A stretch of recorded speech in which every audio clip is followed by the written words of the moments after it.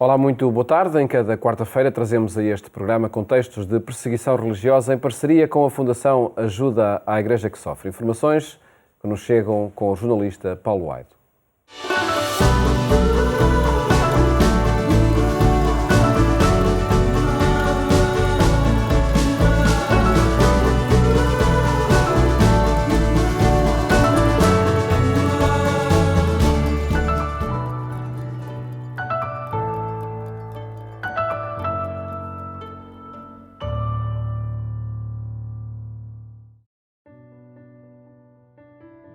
Bangladesh, plantações de chá. A região é lindíssima, exuberante de verde. A terra é generosa, assemelha-se mesmo a um grande jardim, mas as populações são pobres, muito pobres. O trabalho é duro e mal pago. Mal dá para o sustento, nunca dá para libertar os que por lá trabalham da escravatura de uma vida de miséria. Os filhos dos trabalhadores vão ser miseráveis como os pais o são, como o foram os avós. Por ali, quase todos se resignam a esta lei da vida marcada pela lei dos homens. Nem todos, porém, aceitam as coisas desta maneira. É possível mudar, é possível salvar pelo menos as crianças. 2 homens, 2 irmãos maristas espanhóis, são os heróis da história de hoje. 2 espanhóis e uma mulher, a irmã Janet.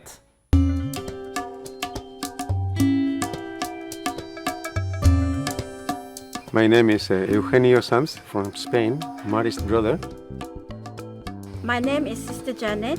I am from Solomon Islands. My name is Martí Enric. I am from Barcelona, Spain. The target of our action here is the tea garden children. The British decided to establish tea gardens in this area. They promised them land with honey and milk, but in fact they cheat them. The houses don't belong to them. The land doesn't belong to them. Everything belongs to the company. No human being deserves this. We want to dignify the people here.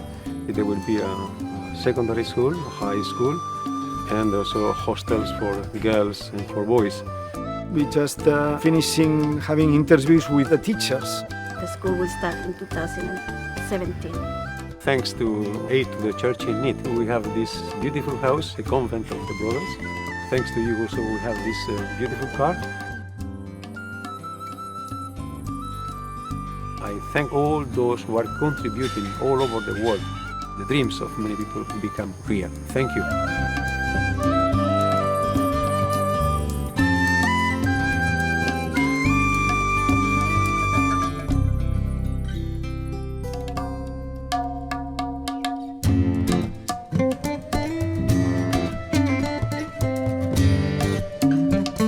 Com pouco pode fazer-se muito. A ajuda da Fundação AIS permitiu que os maristas do Bangladesh fizessem uma escola, construíssem a sua casa, o seu mosteiro, e até lhes permitiu ter um carro para as viagens nas estradas difíceis do Bangladesh.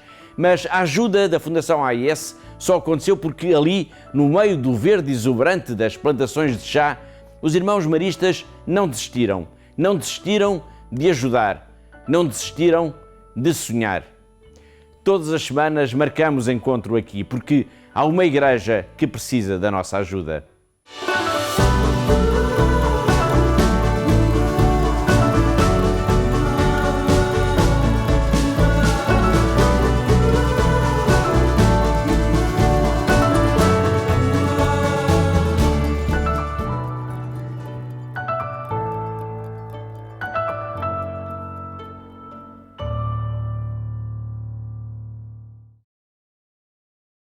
Perseguidos, mas não esquecidos, uma rubrica que marca a nossa emissão em cada quarta-feira. Hoje queremos ainda falar sobre este tema, mas noutra geografia, no Líbano, onde esteve recentemente a diretora da Fundação Ajuda à Igreja que Sofre, Catarina Martins Betancourt, convidada do programa Eclésia. Muito boa tarde, Catarina. Obrigado por estares connosco. Acredito que tenha sido um testemunho diferente este de estar com as pessoas que sofrem esses contextos de perseguição. Passam pelas mãos muitas notícias e muitas histórias. O que é diferente quando se está no próprio terreno? Olá, boa tarde, obrigada pelo convite. Sim, sem dúvida, estarmos no terreno, vermos, estarmos, convivermos com as pessoas é completamente diferente e ficamos com outra percepção da realidade, porque nós próprios olhamos à nossa volta e percebemos as dificuldades do dia-a-dia. Por exemplo, quando cheguei ao Líbano, portanto era madrugada, o Líbano neste momento, e para quem está em casa, portanto o Líbano neste momento tem 2 horas de eletricidade por dia, e portanto no bairro onde está o aeroporto, portanto, só o aeroporto é que tinha luz, o resto completamente às escuras. Portanto, só aí começámos logo por ter este choque do que é estar as casas completamente apagadas, portanto não há luz, as ruas não têm também eletricidade, portanto parece que estamos assim no campo, não é? Sim. Como nós sabemos, no campo não há eletricidade em muitas partes, em muitas áreas e, portanto, ali foi de facto o primeiro choque. E depois, no dia seguinte, o acordar foi de facto ver a degradação da cidade, de Beirute, portanto, a ausência de limpeza das ruas, portanto, as coisas básicas que nós temos aqui, portanto, essa degradação das casas, das ruas, de todos os edifícios governamentais também, portanto, nota-se, quando olhamos, vemos logo esta sociedade em colapso, que é o que, no fundo, é o que está a acontecer neste momento no Líbano. E essa é a palavra que mais define a situação do país, um país em colapso. Sim, porque todos os serviços essenciais, básicos do Estado não existem, praticamente, portanto, são assegurados neste momento, estou a pensar, por exemplo, na saúde, na educação, são assegurados por congregações religiosas, mas com muitas dificuldades, porque também eles estão a passar por todas as dificuldades que toda a população do Líbano está a passar. E para termos uma consciência, portanto, neste momento 80% da população do Líbano vive abaixo do limiar da pobreza, portanto, é viver abaixo de 1,70€, penso que é neste momento esse o valor, portanto, é esta a situação das pessoas, portanto, as pessoas não têm. Tive com famílias que me diziam que estão a fazer tudo para não ficar doentes, porque efetivamente não têm dinheiro para ir ao médico, portanto não podem ficar doentes, portanto não há o acesso a nada do que nós temos aqui como assegurado, não é? Desde a educação, saúde, justiça, tudo isso não existe neste momento no Líbano. É uma situação social e económica que está completamente em colapso, como dizia, que está a afetar, acredito, as pessoas e a esperança ou a desesperança que marca muitas vidas. A desesperança, porque de facto o falar com as pessoas, com famílias, com congregações, desde padres, irmãs, portanto o sentimento, o que eu sentia é de facto pessoas que estavam à beira da depressão, porque são confrontadas todos os dias com pessoas que batem à porta e que precisam de ajuda e que não têm como ajudar. São pessoas que veem que um país que vivia, que até estava a recuperar economicamente nos últimos anos, colapsou totalmente, portanto, todas as pessoas que tinham as suas poupanças, as suas poupanças de uma vida no banco, pura e simplesmente desapareceram, portanto, ficaram sem esse dinheiro. Não têm como fazer face às necessidades do dia-a-dia, portanto, um salário médio neste momento no Líbano anda à volta dos 45 a 50 dólares por mês, e 1 litro de leite custa 5 dólares, portanto, percebemos facilmente que não dá para fazer face às despesas para os bens essenciais do dia-a-dia, não dá para fazer face às contas que são necessárias pagar, e, portanto, é uma população muito desesperada, sem esperança. Algumas disseram que o sentimento que têm é um sentimento pré-guerra civil de 1975, portanto a situação de facto é dramática. Consequência, é um país com as pessoas em fuga. Sim, fuga massiva de pessoas.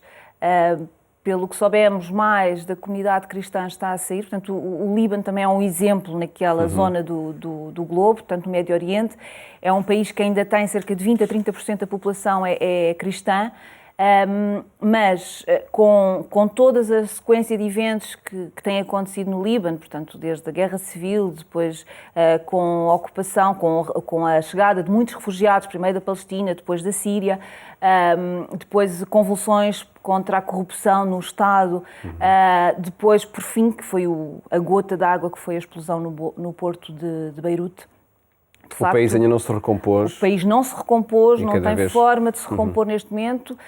Portanto, o FMI está, portanto, a tentar fazer algumas alterações que não estão a ser fáceis de implementar para poder ajudar também a população. Portanto, as pessoas sentem que não há futuro e, portanto, o escape, não é, para esta situação, de facto, para dar educação aos filhos, para dar segurança aos filhos, para dar um futuro melhor aos filhos, de facto, a única solução neste momento é sair. Por exemplo, na semana que eu estive no Líbano, disseram-me que na semana anterior 5.000 pessoas tinham pedido o visto para sair, portanto, iam sair. Portanto, têm saído milhares e milhares de pessoas, porque há muitas comunidades libanesas, por exemplo, em França, há vários países que têm várias comunidades e, portanto, já há muitas pessoas que têm familiares fora e que é mais fácil, evidentemente, chegar a esses países. Com uma consequência também muito direta, como há pouco dizia, que é, de facto, a comunidade cristã correu o risco também de ficar muito reduzida na região. Sim, corre-se esse risco e, portanto, o Líbano tem também a particularidade que tem o poder dividido entre cristãos, sunitas e xiitas. Portanto,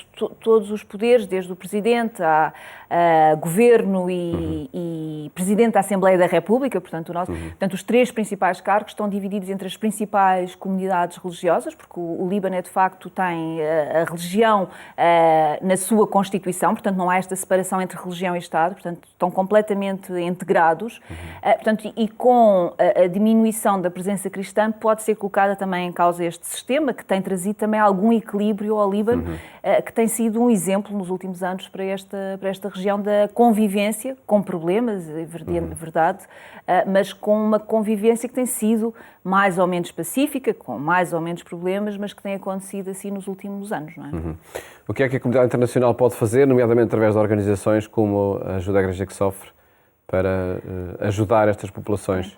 As pessoas com quem eu estive diziam-nos que o facto de nós termos ido até lá deu-lhes alguma esperança, porque se sentem também esquecidos, porque não nos podemos esquecer que estamos a viver uma guerra na Europa e que todos os nossos olhos estão focados para essa guerra, que também está a trazer impactos no Líbano, porque também eram grandes importadores de bens da Ucrânia. Portanto, estas pessoas diziam que se não forem organizações internacionais não conseguem sobreviver, portanto não conseguem fazer face às despesas, não conseguem fazer face às necessidades da população, porque, como eu disse há pouco, portanto, recebendo os tais 45 a 50 dólares por mês, com uma elevada taxa de desemprego, portanto, muitas pessoas não têm absolutamente nada, portanto, dependem única e exclusivamente de instituições. Portanto, e são as instituições que estão no terreno e que estão a tentar ajudar a poder... O nosso objetivo, enquanto AIS, de facto, é este, é ajudar a ultrapassar, porque há esperança que em 2, 3 anos a economia possa começar a desenvolver-se, com a ajuda do Fundo Monetário Internacional, e, portanto, com esses 2, 3 anos, portanto, tentar apoiar as congregações, as irmãs, os padres que estão no terreno, para que eles possam também ajudar a comunidade a permanecer e a ultrapassar esta fase mais difícil das suas vidas. E é uma causa que está a mobilizar a Ajuda à Igreja que Sofre a nível internacional. Sim, porque o Líbano é, sem dúvida, a última esperança para a comunidade cristã naquela região, porque se nós olharmos para o vizinho do Iraque, não há praticamente comunidade cristã. Se olharmos para a Síria, também está drasticamente reduzida e, portanto, e não há também muita esperança para esta comunidade neste país. E o Líbano acaba por ser, de facto, este único país da região onde existe uma comunidade cristã. E falando com muçulmanos neste país, diziam que, de facto, é muito importante, porque os cristãos acabam por ser a ponte entre sunitas e xiitas. E, portanto, é muito importante esta presença da comunidade cristã e nós, a AIS, estamos empenhados, de facto, a ajudar esta comunidade a ultrapassar este momento mais difícil. Um ponto do globo onde também é necessário colocar as atenções para essa ajuda internacional. Sem Catarina, dúvida. agradeço ter estado aqui a partilhar Obrigada. esta experiência de visita ao Líbano, onde, de facto, o colapso da economia está a provocar a fuga de muitos cidadãos. Antes de terminar, tempo ainda para mostrar outras notícias da atualidade. Vivia a vida com uma intensidade ilimitada, trouxe esperança, paixão e convicção à política. Assim foi Maria de Lourdes Pintacilgo para o Presidente da República.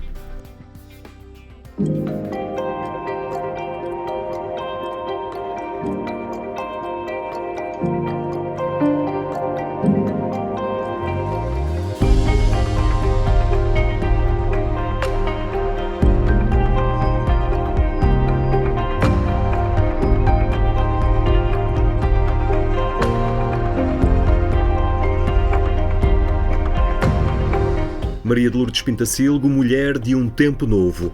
É o tema da exposição permanente do Museu da Presidência da República. Oportunidade para conhecer a primeira e única mulher portuguesa a exercer o cargo de Primeira-Ministra e a primeira a candidatar-se às eleições presidenciais em Portugal. Momentos que a tornaram conhecida, mas considerados apenas um detalhe numa vida intensa de forte consciência social e política. Esta é uma mulher multifacetada, uma mulher que, quanto a nós, ainda não é muito conhecida, apesar de tudo, em Portugal. O Museu da Presidência da República pensou em organizar esta exposição por ter sido a primeira mulher a candidatar-se às eleições presidenciais em Portugal. Portanto, foi o ponto de partida. A primeira mulher candidata às eleições, a primeira mulher primeira-ministra, foi o ponto de partida. Explorar o percurso de Maria de Lourdes Pintacilgo é perceber o seu legado. E à medida que fomos trabalhando, investigando e falando com as pessoas que trabalharam com esta mulher, percebemos que, de facto, no percurso dela, estes dois momentos que são os mais conhecidos, a candidatura às presidenciais e ter sido Primeira-Ministra, esses dois momentos, apesar de terem sido os mais conhecidos, são, de facto, dois pequenos pormenores num percurso muito preenchido, feito de causas. Maria de Lourdes Pintacilgo assumiu sempre a causa feminina, mas também o desafio da justiça social, como o rendimento mínimo. No tempo de Maria de Lourdes Pintacilgo, muitas destas causas, estamos a falar ainda da década de 70, início da década de 80, eram causas que ainda não eram verdadeiramente causas, no sentido que poucas pessoas falavam delas, não é? Portanto, estamos a falar da importância, que é uma palavra que lhe era muito cara, a importância de cuidar o futuro. Mas determinante na sua vida foi sempre a sua fé e a noção de um evangelho enraizado na existência. Não se pode falar de Maria de Lourdes Pintacilgo sem falar nessa dimensão profunda da fé e da religião e da religiosidade, vivida de uma forma muito, muito particular, no sentido de que a fé sempre aliada às causas, não é? Portanto, desde o início, ainda enquanto estudante, ela participa em movimentos ligados aos católicos progressistas, à Ação Católica, e depois, mais tarde, vai ser ela que traz para Portugal esse movimento internacional de mulheres cristãs, que é o GRAL, e a partir daí ela vai se dedicar ainda mais, de forma mais intensa, a essas causas. A mulher política, mas também a mulher de igreja foram dimensões recordadas por Marcelo Rebelo de Sousa. Era adolescente, era como se chamava na altura, não havia jovens. Era adolescente nos anos 60, quando ela fez a sua primeira grande viragem, que foi pôr fim a um ciclo da Ação Católica e projetar o catolicismo português para um outro mundo.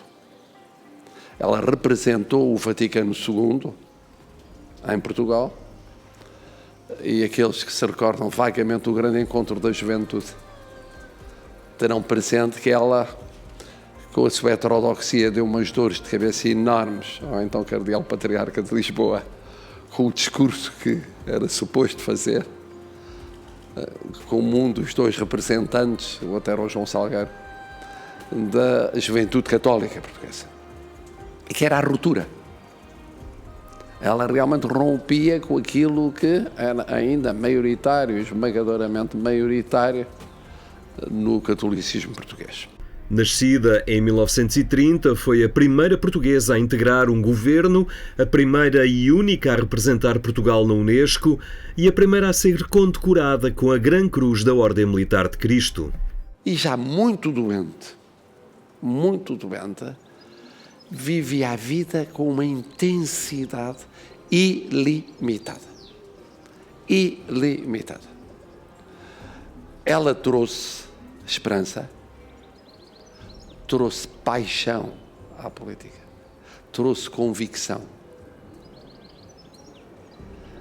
E isso é um legado muito atual, porque envolvidas muitas décadas, o que acontece com os sistemas é que, ao envelhecerem, perdem esperança, perdem paixão, perdem aquilo que ela encarnou. E por isso é um grande serviço cívico recordar Maria de Lourdes Pintacilgo. Maria de Lourdes Pintacilgo foi também uma das responsáveis pela vinda para Portugal do Movimento Internacional Católico, Graal. Esta exposição é a ocasião para conhecer esta mulher e a sua luta por um mundo melhor. É lembrar Maria de Lourdes Pintacilgo, é lembrar tudo aquilo em que ela se empenhou, mas na verdade é também para cada uma de nós e para nós como movimento hoje viver essas dimensões e continuar a procurar as formas de dar continuidade a isso, hoje, aqui e agora. Não é? Isso é cuidar o futuro, que é, como também foi dito, um dos legados fundamentais de Maria de Lourdes Pintacilgo, naquela cosmovisão de que falava o Presidente, e sempre uma visão perspectiva e virada para o futuro. O movimento Graal, que hoje também aposta na divulgação da figura e da obra desta mulher, tem nesta exposição uma oportunidade para que o exemplo desta mulher não caia no esquecimento. Este momento, esta exposição é um momento alto, é uma ótima oportunidade para trazer pessoas, para fazer as pessoas ver, saber, conhecer, querer saber mais. A exposição Maria de Lourdes Pintacilgo, Mulher de um Tempo Novo, pode ser visitada no Museu da Presidência da República até ao dia 31 de agosto.